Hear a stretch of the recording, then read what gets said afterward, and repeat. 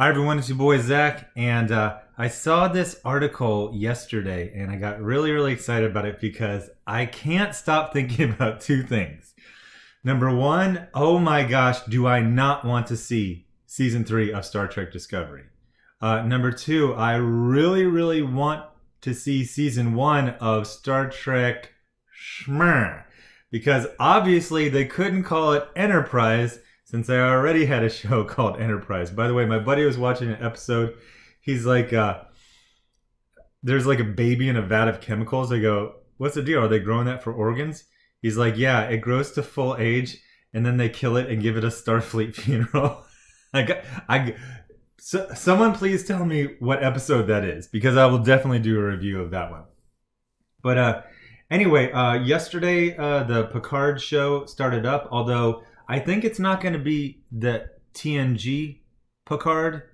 I think it's going to be the Picard of the Chris Pine universe sort of thing, which I'm fine with. What do I think about the show? I think that Patrick Stewart has enough power that he can probably veto some really stupid things, like this kind of stupid things that happened in Discovery. And we will see. You know, obviously they've learned from mistakes. One thing I keep thinking is Star Trek Discovery Season 2, even though it was kind of crazy and dumb, it kind of did end in a very final way. It's basically like the end of the black hole. They go through the black hole and now they're on the other side. Okay, you had your mysterious ending. I mean, if you think about it, Saru, stopped being scared of everything. Tilly showed command. Culber and Stamets, they fixed their relationship. Spock, got his sanity and got back to full status. Who else? Pike learned about his destiny and he accepted it very bravely. That was a great storyline. It really wrapped up everything. I mean, the what was the robot face girl? She had like a whole episode dedicated to her. They really wrapped up everything. They basically ended the Ash Tyler, Michael Burnham, and Michael Burnham, achieved her final form. Ultimate power and crying constantly. So I don't even know why they're making. I'm serious. Like they should just not do season 3. And I mean, they've already announced a Section 31 show that we all know will never happen. So they could just say, Picard looks so good that we're gonna, and I think they're kind of forced into, for political correctness reasons, to do season 3 of Discovery, but man, there is going to be a giant drop in ratings for that one. Anyway, so this one is called, it's on Tor.com. I don't really know anything about Tor.com. 5 reasons Pike and Spock Star Trek spinoff should happen, and 3 reasons why it should. Now, you're ignoring number 2, who I am absolutely enamored of. And I don't, I know they said that just so normies could understand it, but I want a Christopher Pike's Enterprise. What would you call that if you can't call it Enterprise? Starfleet? I don't know. No, you come up with an overarching, storyline for the season, and then you give it that. So if you've never seen a Star Trek series before Discovery, is that good grammar? You may have assumed that the season 2 finale opened a wormhole for the exit of the titular ship, while opening a door for a new show about Captain Pike, Spock, number 1, and the crew of the USS Enterprise circa 2257. I gotta say, I'm kind of like just a middle level Trek franchise fan. I don't love it that much. I don't hate it that much.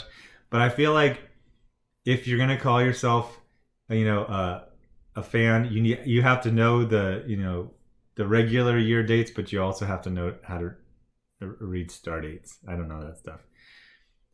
Because the original Star Trek doesn't happen for another 8 years in the established timeline. the idea that we could see the adventures of the Enterprise before Kirk took over isn't all that crazy. Even before the season 2 finale of Discovery, fans began. Okay, so petition. So these are the reasons why the spinoff is a great idea, and basically 5 up, 3 down. But we're going to see it's really 5 up.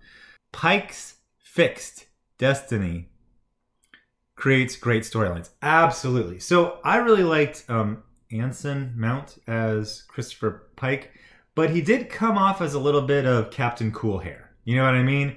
He was just like a cool, suave guy who pretty much made the right decision all the time, was brave.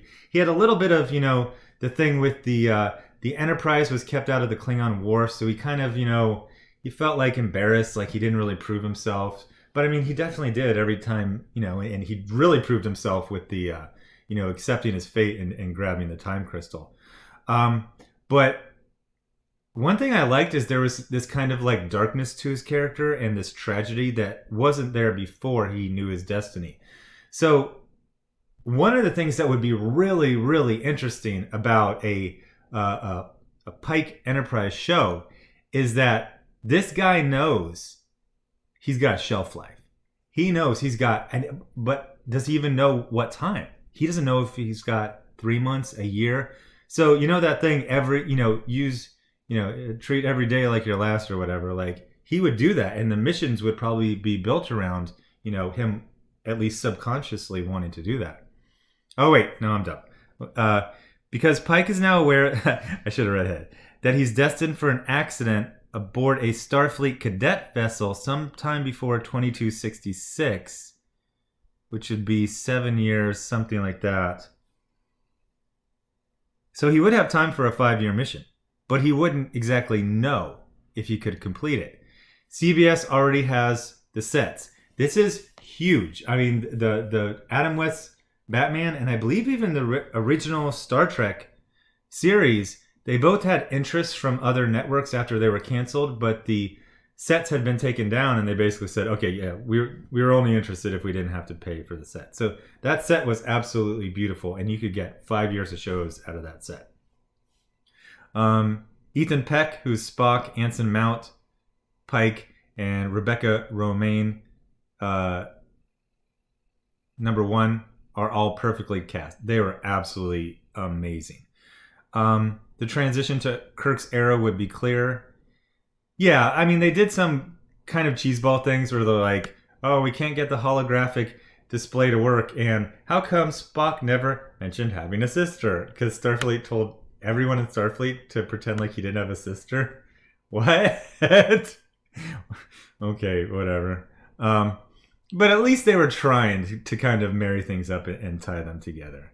I always think it's silly. It's like saying that Batman Begins is the prequel to the Adam West Batman show. They're obviously very different. Stop pretending one melds into another. They're all just different takes on Star Trek.